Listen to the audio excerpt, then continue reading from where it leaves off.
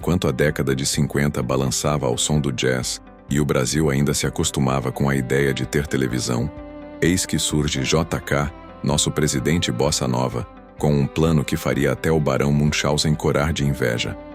50 anos em 5, ele decretou, com a convicção de quem acabara de descobrir a cura para todos os males, e de quebra, uma maneira de dobrar o tempo.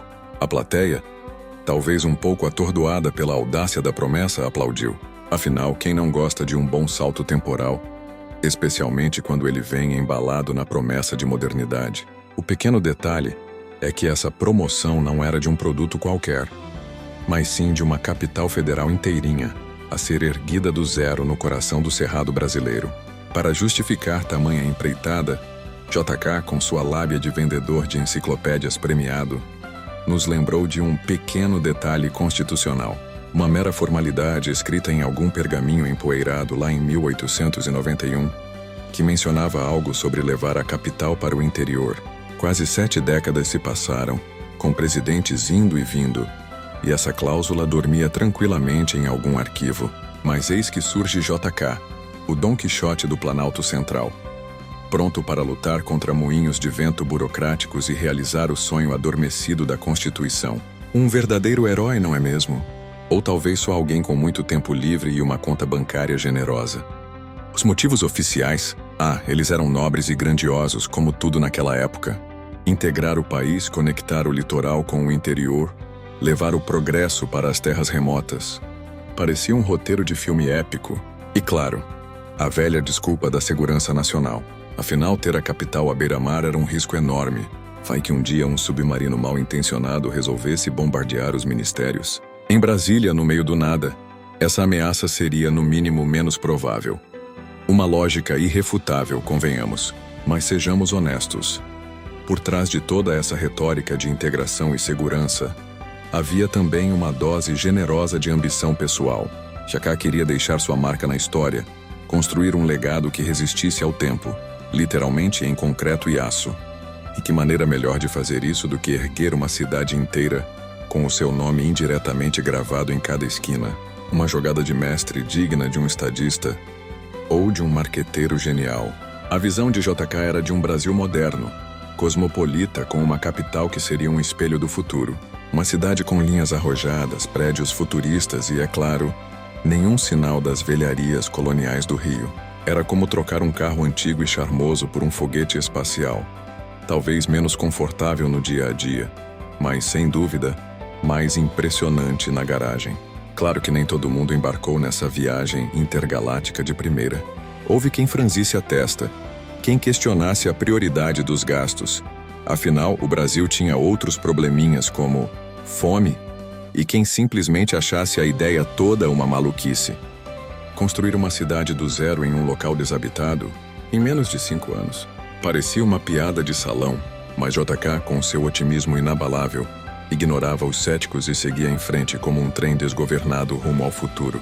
E assim, com essa mistura explosiva de visão, ambição, um toque de teimosia e uma pitada generosa de megalomania, Juscelino Kubitschek deu o pontapé inicial na construção de Brasília. Mal sabia ele, ou talvez soubesse muito bem, que essa aventura épica traria consigo não apenas arranha-céus e avenidas largas, mas também muita poeira, suor, lágrimas e incontáveis histórias, algumas delas dignas de gargalhadas nervosas.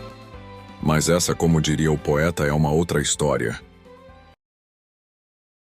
Com a decisão megalomaníaca de Juscelino Kubitschek de transferir a capital para o meio do nada, firmemente estabelecida, afinal, quem iria contrariar um presidente tão entusiasmado? O próximo passo lógico seria escolher onde exatamente no meio do nada essa maravilha iria surgir. Não era como se o Brasil fosse um país pequeno com opções limitadas de terrenos baldios. Tínhamos vastidões de cerrado esperando para serem civilizadas, ou para alguns desfiguradas por concreto e aço. A busca pelo local ideal foi quase uma peregrinação mística. Enviaram-se expedições, analisaram-se mapas com uma seriedade digna de quem procura o mapa do tesouro do Capitão Kidd, e debateram-se as vantagens de cada pedacinho de terra com uma paixão comparável à de torcedores de futebol em dia de clássico. No final das contas, o escolhido foi o Planalto Central no estado de Goiás. Por quê? Bem, as razões variavam de estrategicamente central a tinha um clima relativamente ameno, para os padrões do Cerrado, claro. Alguns sussurravam que a altitude ajudaria a manter os políticos mais elevados. Vai saber, uma vez definido o palco para o nosso grande espetáculo urbanístico, era hora de decidir como essa cidade iria se parecer. Não se podia simplesmente chegar lá e começar a construir aleatoriamente, como se estivéssemos montando um acampamento de escoteiros gigante. Era preciso um plano, algo grandioso, algo piloto, e para garantir que a genialidade florescesse, JK teve a brilhante ideia de realizar um concurso nacional para a escolha do plano piloto. Imagine a cena. Arquitetos de todo o Brasil, com suas pranchetas e suas ideias mirabolantes, competindo para desenhar a capital do futuro. Era como um MasterChef da arquitetura. Só que em vez de ingredientes exóticos, eles tinham que lidar com a imensidão do Cerrado e a visão um tanto quanto abstrata de JK. No meio de tantas propostas, uma se destacou, a de Lúcio Costa. Um plano conciso, quase minimalista, que surpreendentemente venceu a competição. O desenho? Bem, digamos que ele tinha uma interpretação peculiar. Para alguns parecia um avião cruzando o céu, uma metáfora para o progresso e a ascensão do Brasil. Para outros, lembrava mais uma borboleta estilizada, talvez simbolizando a beleza efêmera de um projeto tão audacioso. E havia aqueles que, com um olhar mais cínico, viam apenas duas retas cruzadas com algumas curvas no meio. Gênio é assim, né? A simplicidade do plano de Lúcio Costa, com seus eixos bem definidos, o famoso eixo monumental e o eixo rodoviário, permitiu uma organização teoricamente eficiente do espaço. A ideia era separar as funções. De um lado, o poder, do outro, a moradia e o comércio. Uma utopia urbanística onde tudo teria seu lugar e o caos seria banido. Spoiler alert, a utopia nem sempre se alinha com a realidade brasileira, mas a intenção era válida. Para dar vida a esse plano, JK convocou outro gênio das formas, Oscar Niemeyer. Ele chegou com sua prancheta e sua visão de um futuro feito de curvas sinuosas e concreto aparente. Se Lúcio Costa havia desenhado o esqueleto da cidade, Niemeyer seria o responsável por vesti-lo com uma arquitetura que, para a época, era no mínimo diferente. Palácios com colunas que pareciam brotar do chão, igrejas com formatos de chapéu de freira, e um Congresso Nacional que, dependendo do seu humor, podia parecer uma balança da justiça ou duas tigelas viradas para baixo. Niemeyer não estava para brincadeira. Ele queria criar ícones, edifícios que fossem a própria representação da modernidade brasileira. E convenhamos, ele conseguiu. Se você gosta ou não da arquitetura de Brasília, uma coisa é inegável. Ela é única e inconfundível. É como o nosso Big Brother, você pode detestar, mas todo mundo sabe do que se trata. Quanto ao simbolismo por trás de tudo isso, claro que havia. O avião de Costa nos levando rumo ao progresso, as curvas de Niemeyer representando a sensualidade da mulher brasileira. Sério, ele disse isso? O eixo monumental como uma homenagem ao poder. Tudo muito poético e inspirador. Ou talvez fosse só um monte de linhas e formas que, juntas, deram uma cidade com uma identidade visual muito forte. A interpretação fica por conta de cada um. E assim, com um plano no mínimo excêntrico e uma visão arquitetônica que desafiava as convenções da época, a construção de Brasília começou a tomar forma no coração do Brasil. O deserto do Cerrado, que antes era lar de poucos aventureiros e muita poeira, se preparava para receber uma capital que, querendo ou não, mudaria a história do país. Mas a saga dos candangos, da poeira e do concreto ainda estava apenas começando. E essa, meus amigos, é a deixa para a nossa próxima parte. Enquanto Juscelino Kubitschek acenava com a varinha mágica dos 50 anos em 5, e os arquitetos rabiscavam seus projetos futuristas em pranchetas imaculadas, havia uma força silenciosa, anônima e incrivelmente importante dando vida àquela visão. Os candangos. Eram eles a massa de trabalhadores que brotavam de todos os cantos do Brasil, principalmente do Nordeste, atraídos pela promessa de emprego, de um futuro melhor, ou talvez apenas pela aventura de construir uma cidade no meio do nada. Imagine a cena. Homens e mulheres, muitos deixando para trás suas famílias, seus lares e suas vidas conhecidas, embarcando em jornadas épicas rumo ao Planalto Central. Chegavam com pouco mais do que a roupa do corpo, umas trouxas com pertences básicos e uma fé inabalável de que ali, naquela terra vermelha e poeirenta, encontrariam a redenção. E encontraram de fato, mas não sem antes enfrentar perrengues dignos de um reality show de sobrevivência. Os primeiros candangos foram recebidos por um cenário, digamos, rústico. Em vez de hotéis 5 estrelas e apartamentos com vista para o Lago Paranoá, que ainda não existia, aliás, eles encontraram acampamentos improvisados, barracas precárias feitas de lona e madeira, onde a poeira era o tempero do dia e o mosquito, o hóspede noturno constante. A higiene? Bem, digamos que era um conceito ainda em desenvolvimento por aquelas bandas. Banheiros químicos eram um luxo raro. E a água potável, uma miragem em meio ao calor escaldante do cerrado. Mas ei, quem se importa com pequenos detalhes quando se está construindo o futuro de uma nação, não é mesmo? E o trabalho? E o trabalho era uma ode à exaustão. Sol a pino, poeira por todos os lados, carregando sacos de cimento que pareciam ter sido feitos com chumbo cósmico, operando máquinas barulhentas que mais pareciam dinossauros cuspindo fumaça. E tudo isso, claro, com a suave melodia dos prazos apertados de JK ecoando nos seus ouvidos. Afinal, 50 anos em 5 não se constroem com piqueniques e rodadas de bingo. Mas apesar de todas as dificuldades, os candangos seguiam em frente. Eram pedreiros, carpinteiros, eletricistas, encanadores, motoristas, cozinheiros, uma verdadeira legião de operários incansáveis, cada um com sua história, seus dramas e suas esperanças. Muitos tinham deixado para trás a seca e a pobreza do Nordeste, sonhando em enviar dinheiro para suas famílias e em construir uma vida mais digna naquele novo Eldorado. E os dramas? Os dramas eram tão vastos quanto o próprio Cerrado. Saudades da família, doenças causadas pelas condições insalubres, acidentes de trabalho. Afinal, segurança do trabalho não era exatamente o forte da época. E a dura realidade de viver em um lugar isolado, onde a única diversão era talvez uma roda de viola à noite ou um gole de cachaça para afogar as mágoas. Mas mesmo nesses momentos de dificuldade, a solidariedade entre eles florescia.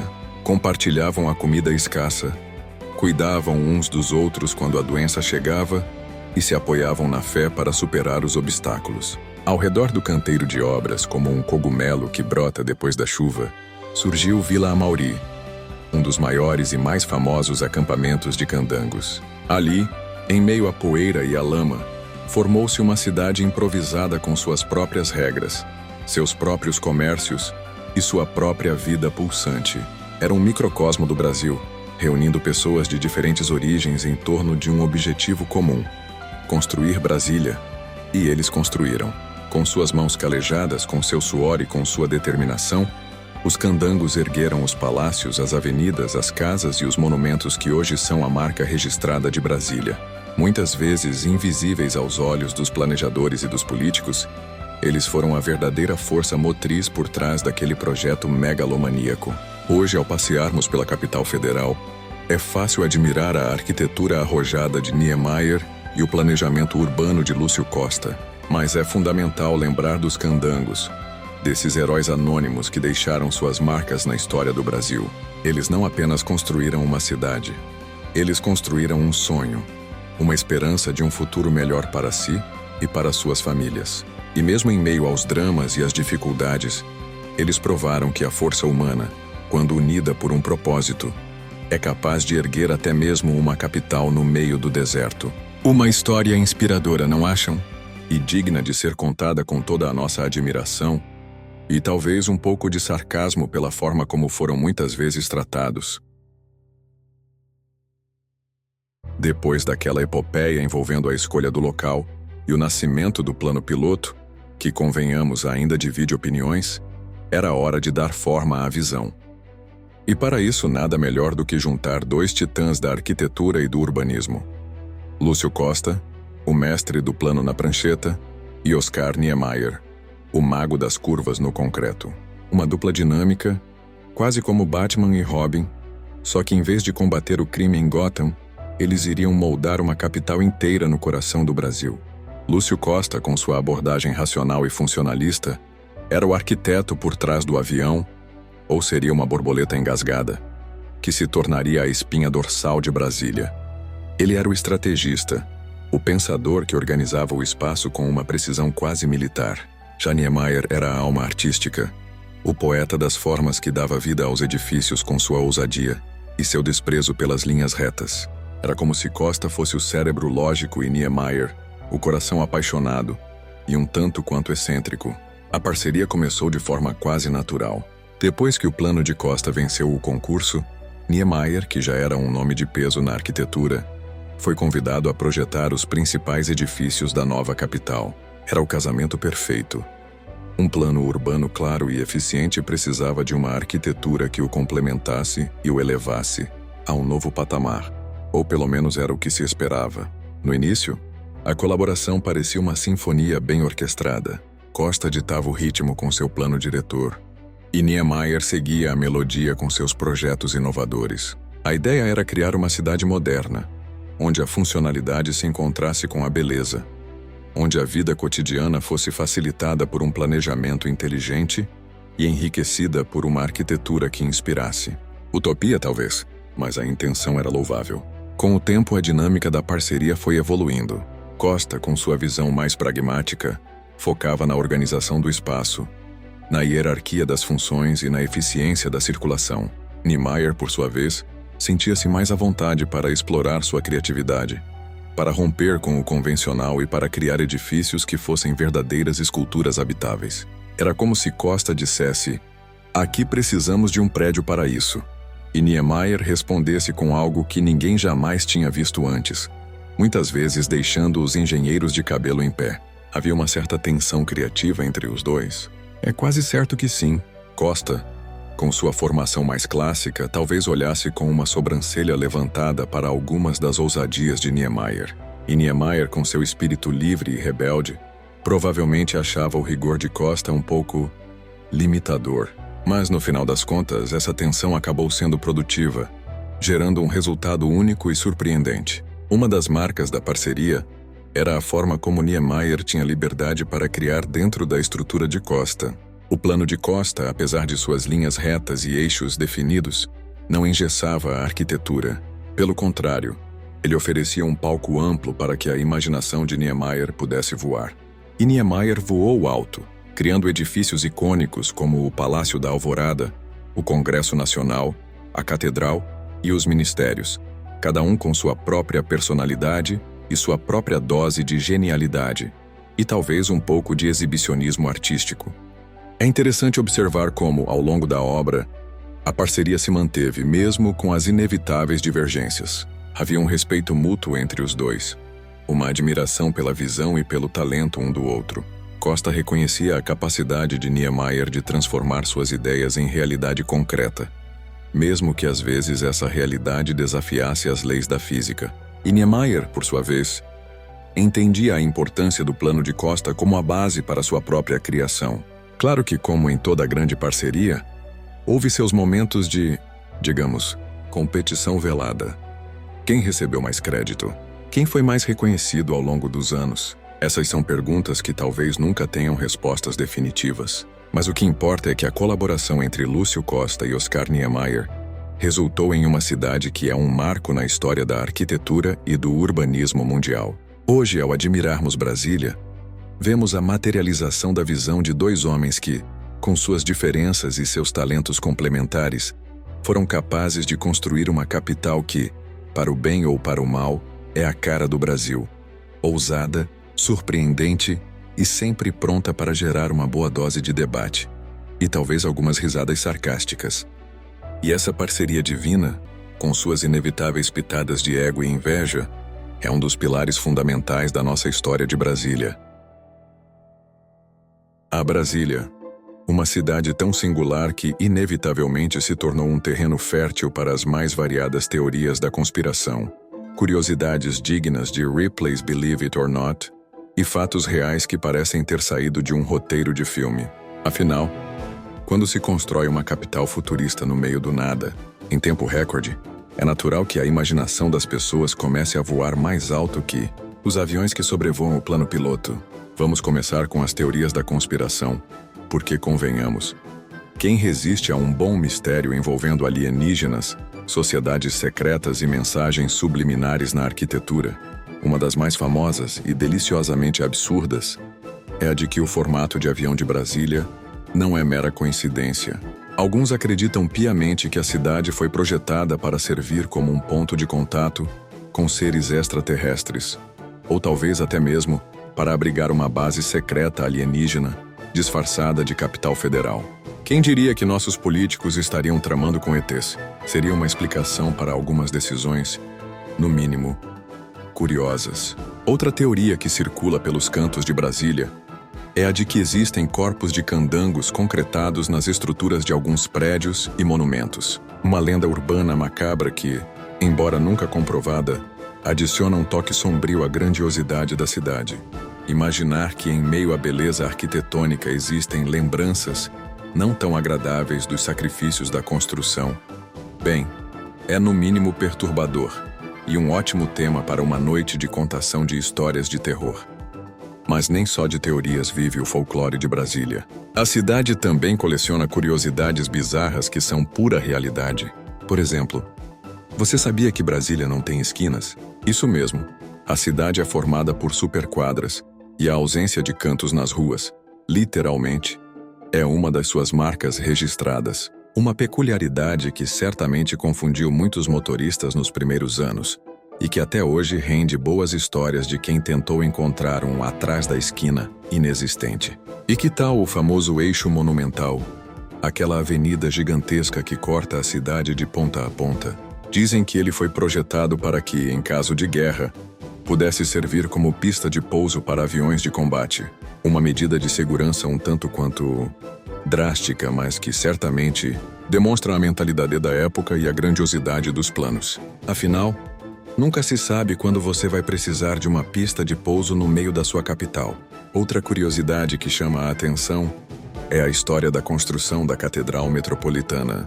Com seu formato circular e seus 16 pilares de concreto curvados para o céu, ela se destaca na paisagem de Brasília.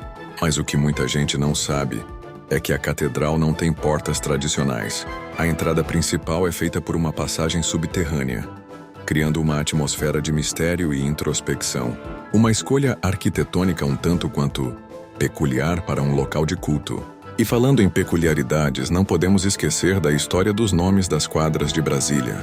Em vez de ruas com nomes de heróis ou datas históricas, a cidade foi dividida em siglas e números. SQN, SQS, CLS, CLN. Uma sopa de letras que, para quem não é de Brasília, parece um código secreto indecifrável. Tentar explicar para um turista como chegar na SQS 308 Bloco e Apartamento 204 é uma experiência, no mínimo, hilária. E os fatos que chamaram a atenção? Foram muitos. A velocidade impressionante da construção, com operários trabalhando dia e noite para cumprir os prazos de JK. A chegada de pessoas de todas as partes do Brasil, transformando o Cerrado em um caldeirão cultural. As visitas de personalidades internacionais, maravilhadas ou talvez apenas educadas, com a audácia do projeto. E claro, as inúmeras histórias de superação, de improviso e de criatividade que marcaram a construção da cidade. Brasília é, sem dúvida, um livro aberto de curiosidades, teorias e fatos surpreendentes. Uma cidade que desafia a lógica, que provoca a imaginação e que nos faz questionar os limites da ambição humana.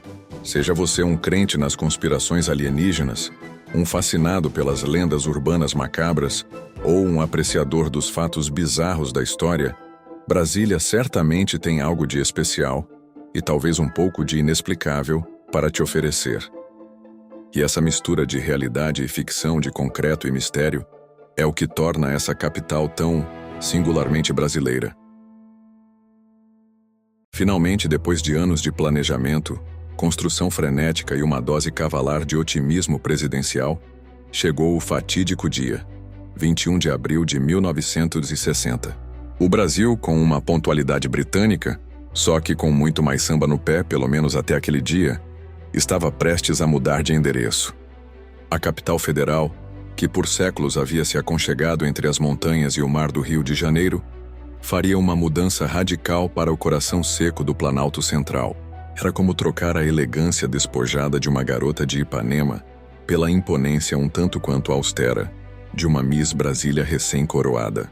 A atmosfera no Rio era no mínimo curiosa. Havia aqueles que viam a mudança como um passo audacioso rumo ao futuro, um rompimento com o passado colonial e uma afirmação da modernidade brasileira. E havia aqueles, provavelmente a maioria, que olhavam para o mapa e se perguntavam: mas por que tão longe da praia? A ideia de trocar a brisa do mar pelo ar seco do cerrado não agradava a todos, especialmente aqueles acostumados com a boemia carioca e a facilidade de dar um mergulho depois do trabalho. O dia da transferência em si foi marcado por cerimônias oficiais, discursos inflamados e uma sensação geral de lá vamos nós. Políticos, funcionários públicos e jornalistas, estes sempre com um olhar crítico e uma caneta afiada, embarcaram em aviões e carros rumo à novíssima capital. A chegada em Brasília foi impactante. Imagine você sair do charme histórico do Rio e desembarcar em uma cidade que ainda cheirava a tinta fresca e poeira de construção. Prédios ultramodernos, para a época, despontavam no horizonte, mas as ruas ainda estavam sendo asfaltadas, a grama ainda não havia brotado em muitos lugares, e a sensação geral era de se estar em um cenário de filme de ficção científica, ainda em fase de produção. Para os recém-chegados, a adaptação não foi exatamente um conto de fadas. A infraestrutura era ainda precária. Faltavam serviços básicos e a oferta de lazer era, digamos, limitada se comparada à vibrante vida cultural do Rio. Imagine os pobres funcionários públicos acostumados com os botecos da Lapa e as rodas de samba, tentando encontrar um programa interessante em uma cidade onde a principal atração era um lago artificial e um monte de prédios com arquitetura ousada. A saudade do Rio era quase palpável, como uma brisa nostálgica que soprava do litoral. A própria organização da cidade, com suas superquadras e a ausência de esquinas, era um desafio para quem estava acostumado com a malha urbana tradicional. Encontrar um endereço era uma aventura, e a sensação de que todas as casas eram iguais, pelo menos no início, gerava um certo estranhamento. Era como viver em uma maquete gigante, onde tudo era novo, planejado e um tanto quanto impessoal. As primeiras impressões sobre Brasília variavam bastante. Alguns se encantavam com a grandiosidade do projeto e a visão de futuro que ele representava. Outros criticavam a falta de planejamento em áreas como transporte e moradia para a população que não era da elite. E havia aqueles que simplesmente não conseguiam entender a lógica de construir uma capital tão isolada e com um clima tão peculiar. Aos poucos, no entanto, a vida começou a surgir em Brasília. Os candangos, que haviam sido os protagonistas da construção, começaram a ocupar as casas e a formar uma comunidade. O comércio começou a se desenvolver, os serviços foram se tornando mais disponíveis e a cidade foi ganhando uma identidade própria, ainda que diferente daquela que havia ficado para trás no Rio. A mudança da capital não foi apenas uma alteração geográfica, foi uma ruptura com o passado, uma aposta no futuro e um experimento social em grande escala. O Rio de Janeiro continuou a brilhar com sua beleza natural e sua rica cultura, enquanto Brasília, com sua arquitetura arrojada e seu status de centro do poder, começava a escrever sua própria história. Uma história que, assim como a sua construção, seria marcada por controvérsias, admiração e, inevitavelmente, muitas histórias para contar. E essa nova etapa nos leva finalmente à nossa parte final. Chegamos finalmente à última página da nossa saga sobre a construção de Brasília. Depois de toda a audácia megalomaníaca de JK, os planos mirabolantes de Lúcio Costa e Oscar Niemeyer, o suor épico dos candangos, as teorias conspiratórias que nos fizeram rir e talvez um pouco desconfiar dos nossos políticos, e a mudança do Rio para o Planalto que deixou muita gente com saudade da praia, resta a pergunta: qual é a herança de Brasília? O que essa cidade construída a toque de caixa no coração do Brasil representa hoje, mais de 6 décadas depois de sua inauguração? Bem, para começar, Brasília continua lá, firme e forte, apesar de algumas rachaduras no concreto e um certo desgaste natural do tempo. Aquela miragem futurista que brotou no meio do Cerrado se consolidou como o centro político e administrativo do Brasil. Para o bem ou para o mal, todas as grandes decisões que afetam a vida de milhões de brasileiros são tomadas ali, naqueles palácios com arquitetura singular. No quesito arquitetônico e urbanístico, Brasília permanece um caso à parte. Sua concepção modernista, com o plano em forma de avião ou borboleta, você escolhe, os edifícios icônicos de Niemeyer e a separação funcional dos espaços, continua a ser estudada e debatida em todo o mundo. Há quem admire a ousadia e a visão por trás do projeto, considerando-o um marco na história da arquitetura. E há quem critique a sua frieza, a falta de vida nas entrequadras e a dificuldade de integração social. Uma coisa é certa: Brasília não passa despercebida. Simbolicamente, Brasília talvez nunca tenha alcançado completamente aquele status de farol do futuro que JK tanto almejava. Para muitos brasileiros, a capital federal ainda carrega um certo distanciamento do resto do país. Uma bolha onde se concentra o poder e onde a realidade cotidiana parece, por vezes, seguir outras regras. A imagem de uma cidade planejada, quase artificial, contrasta com a espontaneidade e a diversidade das outras metrópoles brasileiras. Como centro político, Brasília cumpre o seu papel, concentrando os três poderes e sendo palco de intensos debates e decisões que moldam o destino da nação. No entanto, essa mesma concentração de poder também a torna um foco de críticas e descontentamento, especialmente em momentos de crise política.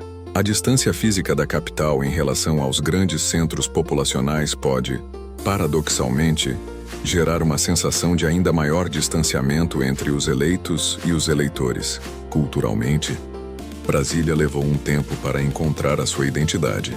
No início era uma cidade essencialmente funcional, voltada para o trabalho administrativo, mas com o passar dos anos, uma cena cultural própria foi se desenvolvendo, com artistas, músicos e produtores culturais que encontraram inspiração, ou talvez um certo estranhamento, naquele cenário tão particular.